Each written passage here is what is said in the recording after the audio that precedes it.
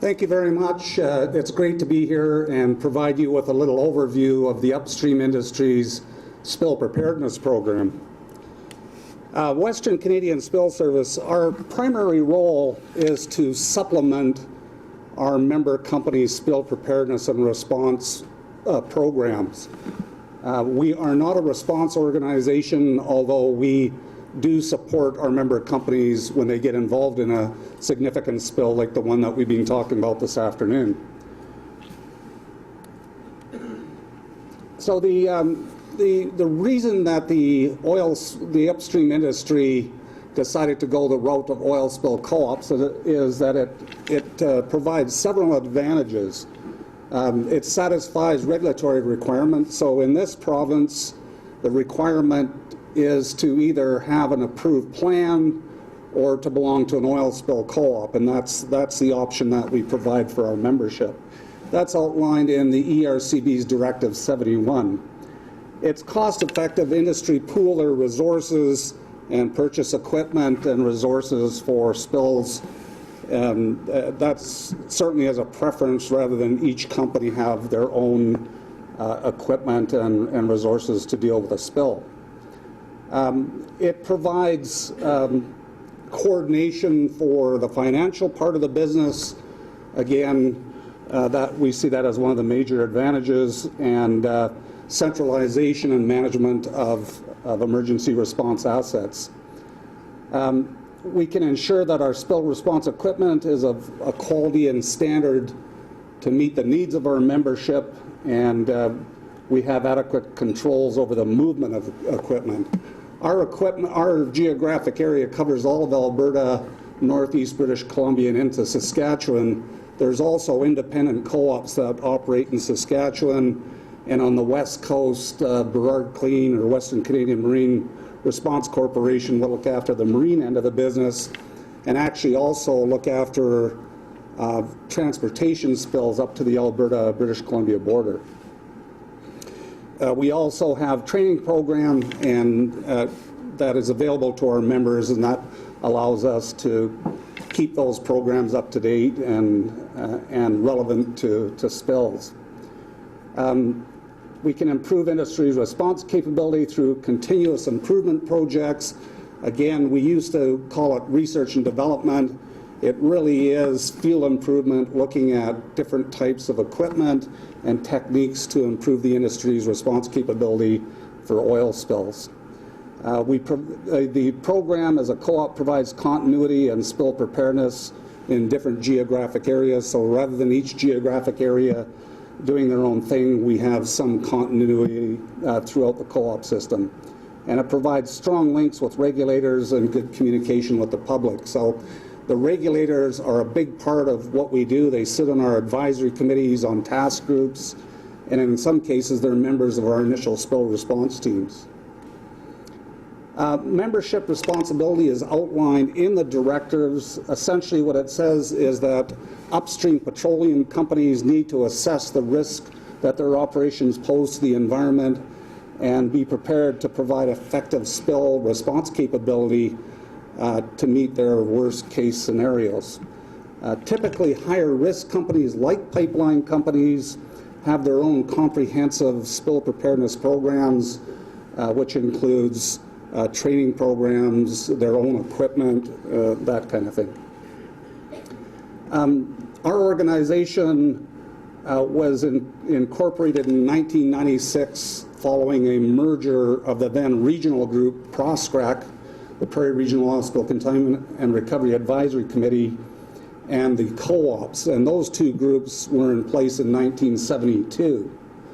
So in 96, again, we merged those two groups in our Western Canadian Spill Services today. We're owned and directed by our shareholders, the Canadian Association of Petroleum Producers, the Explorers and Producers Association of Canada, which is formerly the CPAC, Small Explorers and Association of Canada.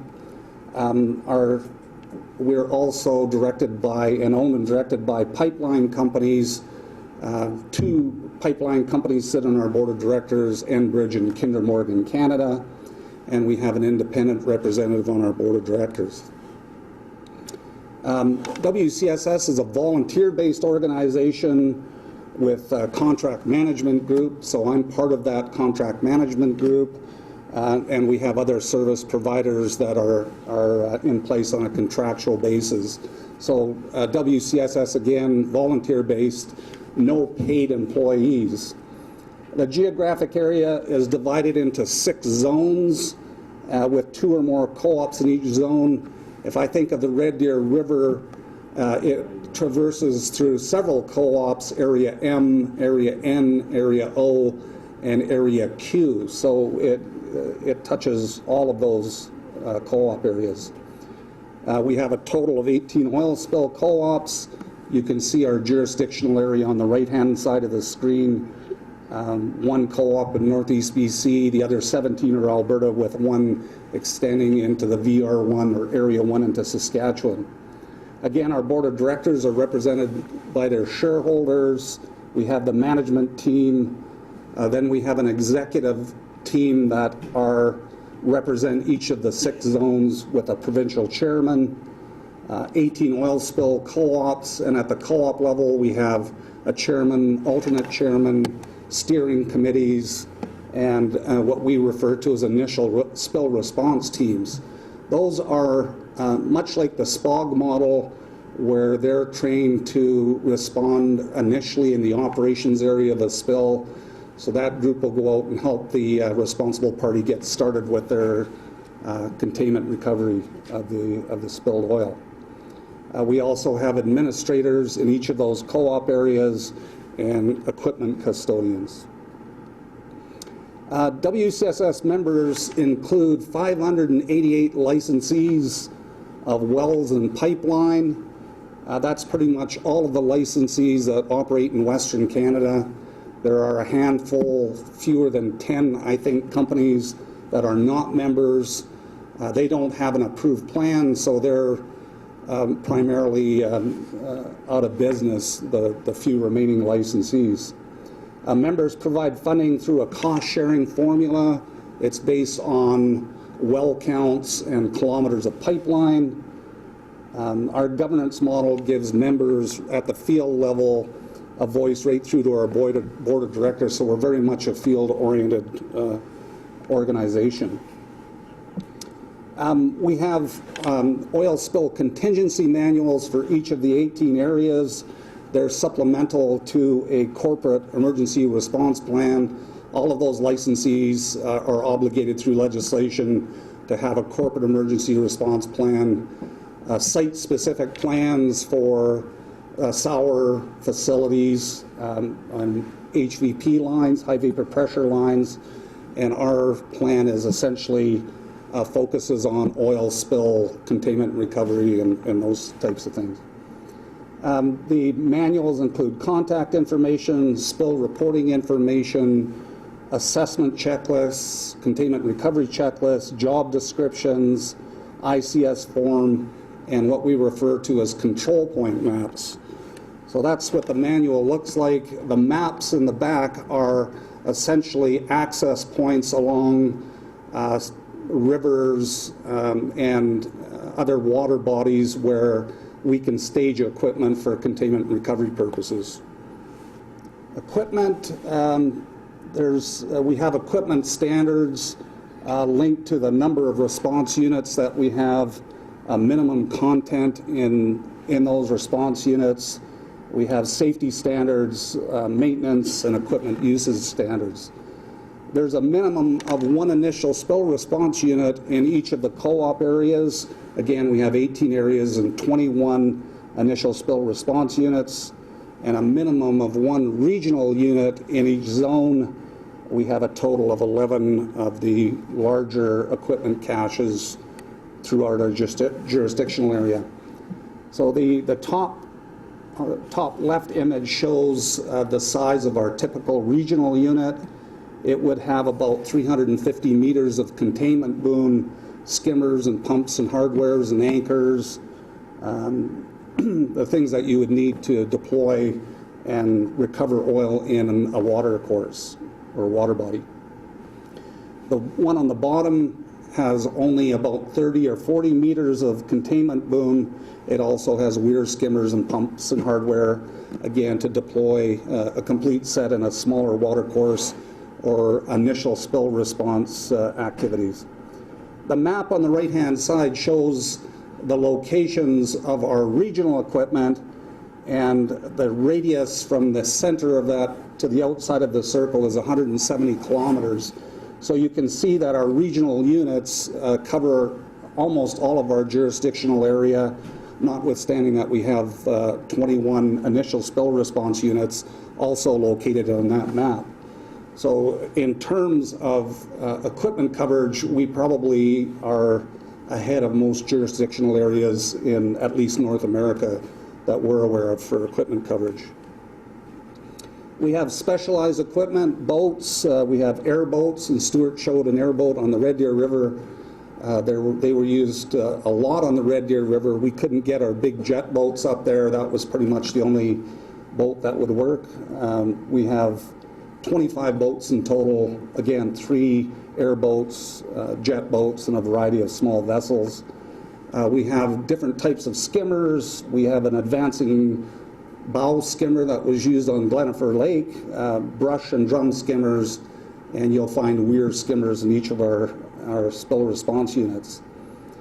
We have lake boom, which is a little different than the typical fast water boom that you would see in the units. It has more freeboard and draft than does the fast water boom.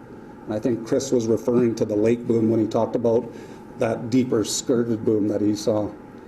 We also have bulk boom and sea cans.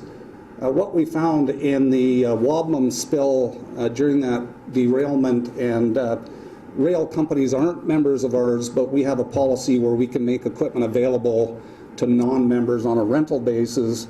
What we were finding is that we were stripping boom out of several of our units, and that's all they wanted out of the unit. So as a result of that spill in 2005, we put some just boom caches together that would go out with one of the big units on a major spill. We've got 3 wildlife response units, and they're full of gear for hazing wildlife out of a spill site, not for treating animals. There are some nets and containers for a limited amount of that kind of activity. We have winter units. Of course, in this province, there's several months where we have ice sheets on rivers and lakes.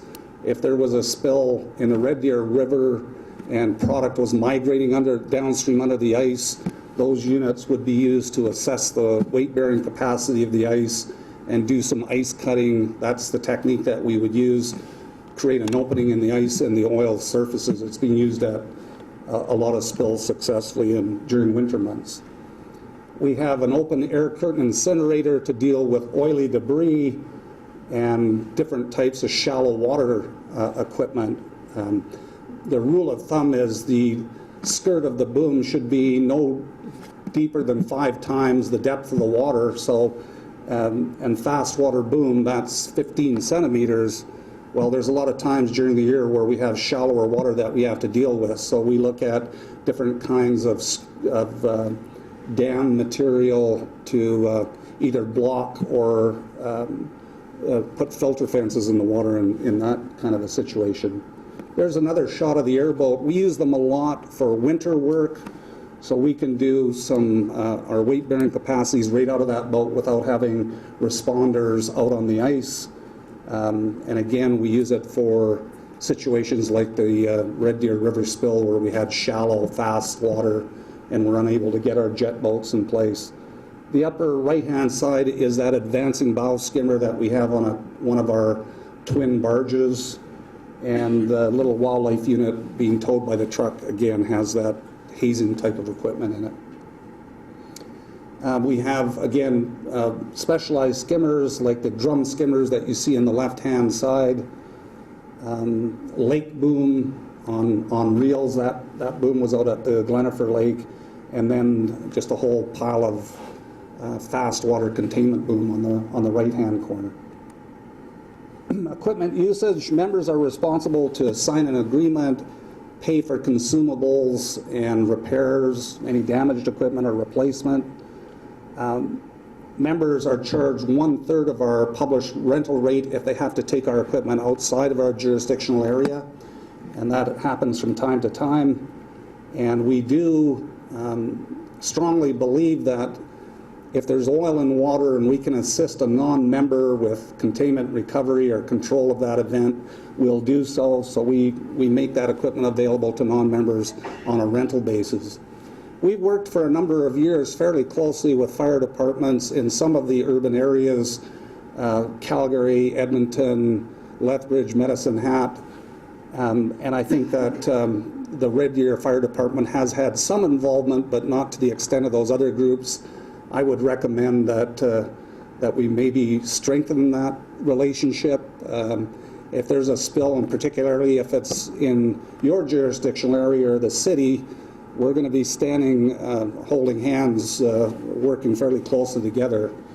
And I think, you know, as a result of the work we did with Calgary, real small things like they put permanent anchors on their outflows, for example. So if hydrocarbon comes out of those outflows, they have a quick way of getting the boom out and clipping it in without worrying about in-stream anchors. You do that as well here. Okay, I'll go through this fairly quickly. We're obligated through legislation to have a minimum of 1 training exercise in each of the 18 co-op areas on an annual basis. We have training objectives. During this 5-year training cycle, co-ops have to have at least 3 equipment deployment exercises. So again, you folks that are interested in attending one of those exercises, we'd be happy to have you.